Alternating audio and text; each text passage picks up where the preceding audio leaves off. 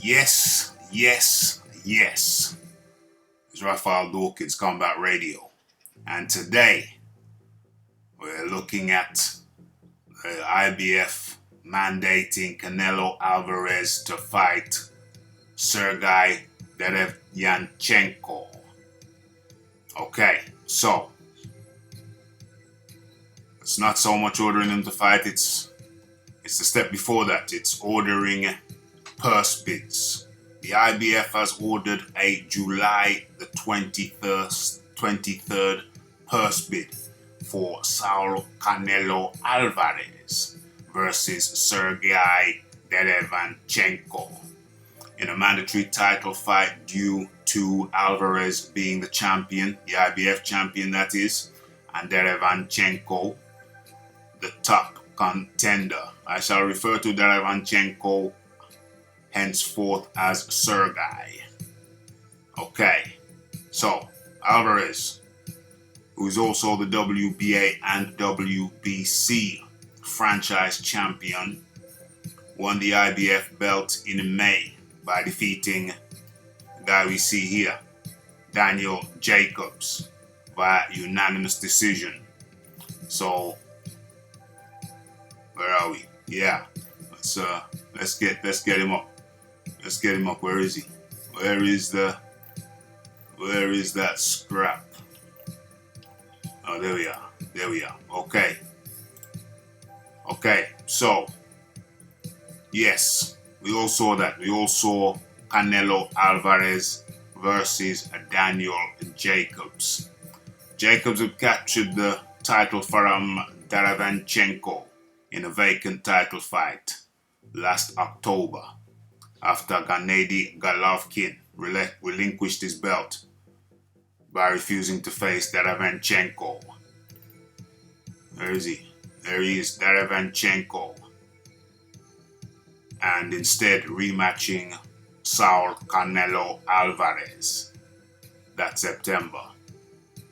Okay, so Alvarez could either fight Derevyanchenko next time out in September 14th or cut a deal with Derevyanchenko to step away, give him a little fee.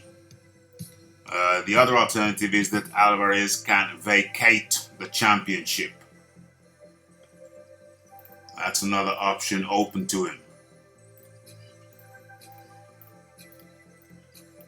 And if he does so, if he does vacate, then that would open up the way for Golovkin, who is currently without a belt. That would open up the way for him to fight Derevyanchenko for the IBF belt, which will at that point be vacant. So, previously, Alvarez had stated that he wanted to become undisputed champion at 160 pounds. But at this point, it's clear that his mind has shifted somewhat, with reports of him not wanting to take part in a trilogy bout with Triple G. And it appears he's more interested in the possibility of taking on the WBO light heavyweight title holder Sergey Kovalev. There's also some talk that Canelo might be interested in facing Britain's Callum Smith. That would be an interesting one. A lot of people would be interested in that fight. Okay, so how do I see this whole thing? Well, it seems like now the franchise belt, you can see how it could be making a little bit of sense now, because with this franchise belt, Canelo will be able to just float around.